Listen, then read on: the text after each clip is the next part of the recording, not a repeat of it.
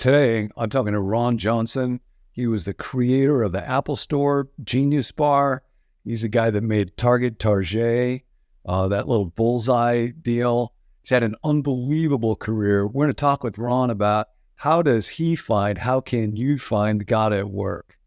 And if you ever find yourself, for example, in a job that you don't enjoy, or you ever have to work with somebody that's a little bit on the difficult side, Ron's going to walk us through all of that. Don't miss it. So we're walking through Advent and the offer of the with God life that is given to each one of us. You're going to walk through the day anyway. You can walk through it with God or walk through it without him. And it's better to walk through it with him. And I get to talk today about doing that at work with a really good friend, Ron Johnson. Ron, thanks so much for coming on. It's my pleasure, John. It's always a good day when I get to be with you. I mean, it's always a good day. And if you're watching this from someplace like Minnesota or Chicago, Ron actually used to be in Minnesota. As you can kind of tell, he does not live in Minnesota anymore.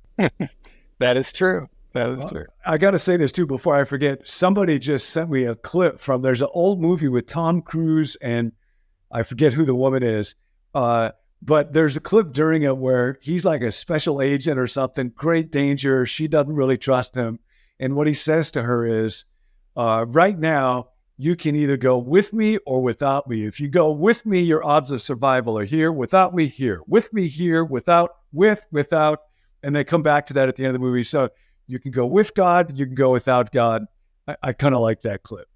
But what I want to talk about with Ron in particular is finding God at work. And how do you find God at work? Ron, work has been something that you love. And as you're watching this, you might know Ron was really a key player in Target when they became Target, kind of added items that folks didn't think a store like that would be able to add. And the vision for that, the possibilities, that was kind of Ron. Steve Jobs saw that. So Steve said, I need somebody to invent the Apple Store.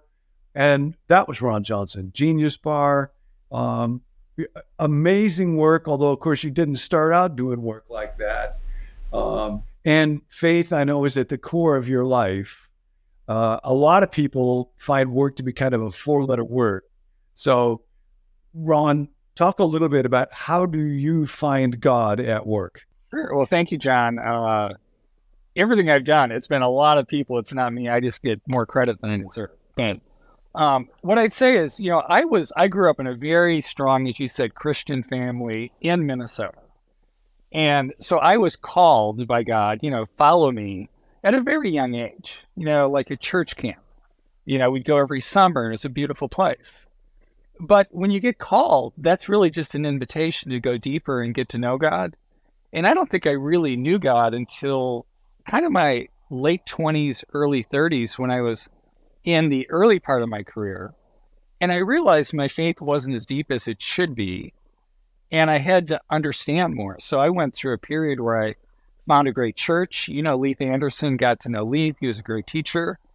And then I went through Bible Study Fellowship, which was a 5-year program to read the whole Bible.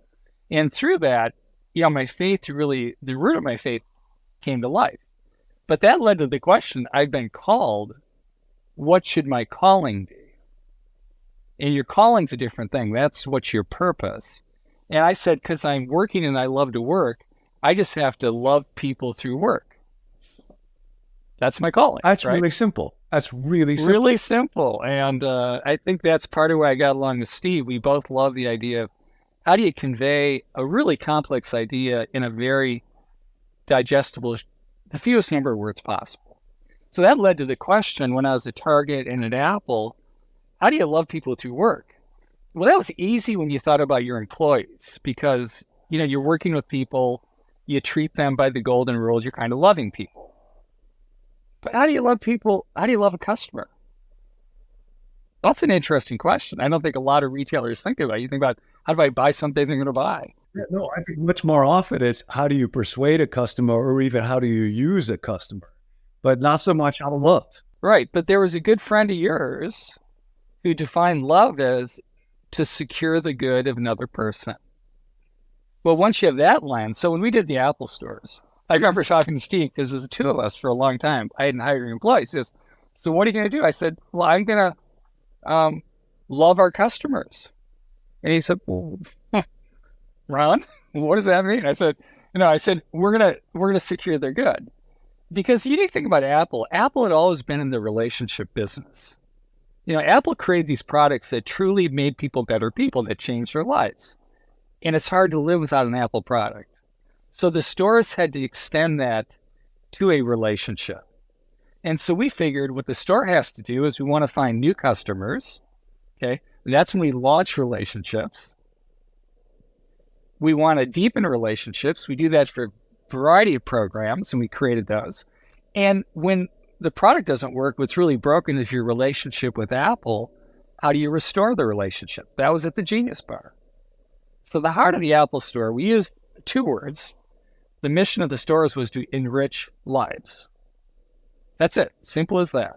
So every employee had to learn how to enrich a life through a store experience. If a new customer walked in, it was to welcome to the Apple Store, make sure you had a great conversation, you understood what they're trying to do, and you got their hands on the product. It wasn't about selling the product. It was just get them, plant a seed with the product, right? And that led people to kind of love the store. And a lot of people started to buy those products. And then we'd invite them back. And we had programs like one-to-one personal training, which was only $99 a year. We had theaters where we taught classes. We'd throw summer camps for kids who'd come in, get a T-shirt, spend 5 days in the camp, in the store. And then at the end, the parents would come and watch what they learned to do. We had field trips for classes. Any teacher could call up and say, I want to bring my class. No kidding. Anytime you want, But we did all that because that was securing the good of somebody. And we figured if we created a place that, was filled with love, customers would want to belong. And over time, the stores became the highest traffic stores in the world. We were seeing 50 million customers a year. That's a lot of people love. But that helped build, I think, this following for Apple that is so deep, right? But if you go back to it, it wasn't really a business strategy. It was a response to a call from God, which is what you're calling, Ron, to love people through work. How do you do that? And then everyone at Apple worked together to deliver on that promise to enrich lives. So that's kind of... It reminds me, I remember reading about John Wooden, the old basketball coach at UCLA, and several players that played for him said a really striking thing about his coaching is he never said to the team, we got to win this next game. He would always say, the contest is, can you be your best self? Can you bring 100% to this contest? And if you can, walk off the floor with your head high. But player after player would say, every other coach I ever had, they would just be screaming about, we got to win. When I think of stores, I often think of, or retail or marketplace in general, we got to make money. How much money we make, and we got to figure out. And it sounds kind of similar where, like for Wooden, winning was kind of a byproduct, and the real contest was to bring yourself. And what we're saying is, I assume you still have to pay attention to profits and finances. You do, but it is, John, I think most great business leaders realize profit is the outcome of great customer experience, a great product. It's not the input. And I grew up, there were a lot of department stores when I grew up, and the Dayton family owned the Minneapolis one, Dayton's, that actually created Target. But, George Draper would say, profit is our reward for serving the customer well, right? But all that goes back, when you really think about it, John, that goes back to what you wrote a great book years ago on the impact of Jesus, the great impact he had. And he taught a way of life that was all about loving other people. And the reason the church exploded, it wasn't Christianity or even salvation. It was, who are these people and what are they doing? And that's out of that whole basis came healthcare and schools and all these things today that we take for granted had their roots in a way of life that was really about securing the good of other people. Yeah, no, and it's interesting to think about Jesus working as a carpenter all those years, and to think he wasn't just treading water or biding his time. He was actually expressing love by whatever he was making during those years for the people that he would give it to. Right. I agree. I was thinking as you were talking about working with Steve Jobs, um, there's somebody else we know. I will not tell the story, but he had a really difficult encounter with Steve. And Steve was just one of those kind of iconic figures where his genius for design and innovation has, marked the world in ways that we're all grateful for, admired deeply. When he would do those presentations with the black turtleneck and the blue jeans, and here's what's coming next, it was like a movie coming out. So that was amazing. But then on the other hand, one of the top complaints that people have, one of the difficulties people have at work is just difficult people. And I know at least some people would have experienced moments like that with Steve. How did you find God working with folks when somebody was difficult? How did you feel like you were learning from God as you were learning from Steve? Because I know you learned a ton from him. Where does God and kind of working with people and working with difficult people? That's a really interesting question, John. I've never, it's interesting. Steve was pretty private, and he spent time with a handful of people. He had people he was really close to, and he had a huge heart. Steve was a seeker. He just had a big heart for those who he loved. But like all of us, were imperfect. And Steve's biggest challenge was he was a perfectionist. His standards were so high that if you didn't meet those standards, he didn't know how to handle that. So over time, it was very clear Steve hired people that could be his interface to the rest of Apple, and people that had the self-esteem, the self-confidence to work with him in a very direct relationship where you wear your opinions on your sleeves. I told the story many times. When I started at Apple, Lizzie and Will, my kids, were 2 and 4 or 3 and 5, very young. And Steve said, "What time did they go to bed?" And I said, "About 8 o'clock. And he said, "Can I call you?" And I said, "Sure." And then he followed up with every night. And I said, "Okay." And, but what Steve wanted to do, he had this belief that he said, "Ron, if we get to know each other perfectly, really well, every aspect of your life, our families, our interests, work, Apple, whatever, you will learn how I think and I will know how you think. And then you will be free as a butterfly to just go lead and do the Apple stores and only come to me when you're not sure what I think." And so he had great trust, great faith, and we had a very good relationship through that. So the point is, when you find difficult people at work, and Steve could be difficult, you got to look at every individual and say, you know what? They're not perfect and I'm not perfect either. And you realize that God's in the world to help imperfect people. Then, And so you end up spending more time praying about them or thinking about, how can I help them with their challenge? And that's kind of the lens you look at it from a person of faith. If you're trying to love people through work, that's not love the nice people through work, that's love everybody through work. And so you got to you just accept people more, I think. So that's how I find that, John. I view that as a opportunity, not as a challenge, if you will. what would you say, Ron? I'm thinking about somebody who's watching right now and they're doing a job they don't like. They're doing menial labor. They're doing data entry. They're doing something that isolates them, something that feels like a bad fit. They look at you and they think, well, sure, Mr. Target in front of the Apple store, you just got to do these great, wonderful, glamorous things. Of course he's going to love his work.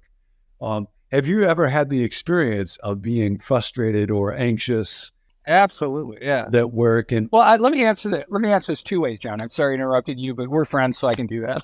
my wife does it all the time. It's her primary love language. So I'm very No, that's what I get told all the time. Ron, listen to me. Quit thinking about what you're going to say. But if you have a choice, and most people early in their life have a choice in their career, I really encourage figure out where your gifts are.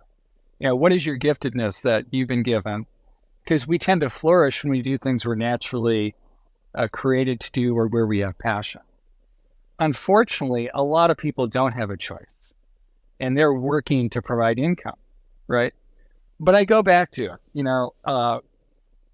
it may not be the best, but you can find meaning in everything you do. Yeah. And you got to find a way to find meaning in life. And you and I have talked about Brother Lawrence, and people like that. You just got to find meaning in the little day-to-day things. And that led to what I thought you'd ask me that I kind of thought about, which was, where do you find God's presence in the world? Right? Because where you see God's presence, you tend to find a little more joy and a little more meaning. Right? And what I was going to talk about, if I could take a second, is I read a great book by Timothy Keller recently, The Reason for God. And he spent a lot of time on what's a pretty intellectual concept that isn't talked about a lot. It's the Trinity. But what's unique about the Christian faith is this idea that God is three persons. There's God the Creator, as we all know.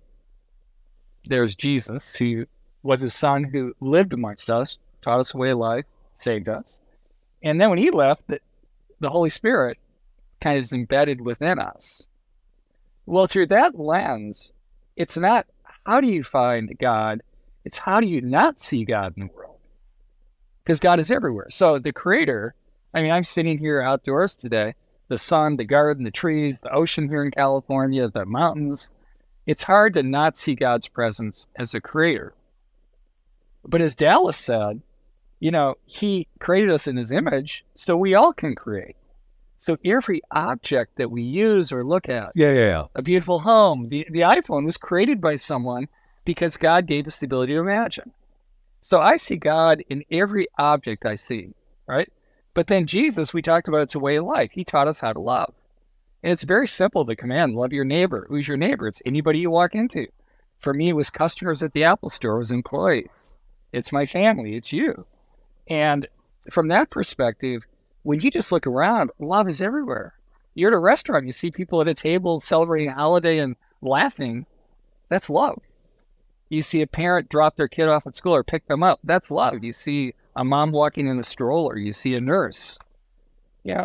Love is everywhere. That's God, because he taught us that. And then the Spirit, we all know, I've been real involved with Stanford for years, and I've asked the question to the medical team there, well, tell me, what do you know about the soul? What have you discovered about conscience? Because we all agree that there's this nudge inside of us that guides our behavior, that encourages us as we make decisions all day long. You've got something inside that you don't even think about that kind of guides your behavior. Well, to me, that's the Spirit, right? Stanford can't find that, but we know it exists, right? So that's the triune God. You got a creator, which is objects, the world. You got Jesus, which is love, and then you got the Spirit, which you feel every day. So if someone says, I can't find God, I think you got to pay attention in a different way. And that's what I'd say to someone who's in a really tough job, or in a difficult situation. God is there. You just got to work harder to find the presence. I love that. And I love that notion of the Trinity can sometimes feel pretty abstract to people. So to make it as real and concrete as work. And I was thinking as you were talking, reading about how the first time the Spirit is talked about as being given to somebody in the Bible is actually not to a prophet or a preacher or a saint. It's a craftsman, Bezalel, working on the temple. And the text says that God gave him a spirit of craftsmanship and the ability to work with design and then to help other people do that. I love that idea that not just when I look at a leaf in nature, but when I look at an object that has been made, when I look at an iPhone, or when I feel like I'm able to begin to do something, to write something or cook something or make something or invent something, we're seeing God all the time, even though we don't often connect the dots. I agree. And what's interesting is most objects are like the world. It's pretty amazing how it all works together, so it's pretty impressive. And it becomes very simple to use the world, to live in the world. When you think about even a company like Apple that I was so blessed to work at, everything Johnny and Steve and the teams did was to make things easy, simple, to create order, to enable people to become their best. Well, it's interesting that these designed objects really have the same philosophy as God has for the world. And that all those things lead me to believe that the light of God burns inside of everybody. They might not have been called yet. They might, for their upbringing, be brought up in a different faith or be agnostic, but that doesn't mean that God isn't having an impact on them. And that kind of goes back to why it's easy to love a difficult person, because you just see it in everybody that God burns inside of people. Whether they're ready to acknowledge it, they ever acknowledge it, it's just interesting to me. Let me ask you this. You are on the bell curve of life, I think, something of an outlier in terms of somebody that just has a terrifically optimistic attitude. I've been told that before, yeah. Embraces the moment, embraces work. I think you would bring that to work every day. And, we all,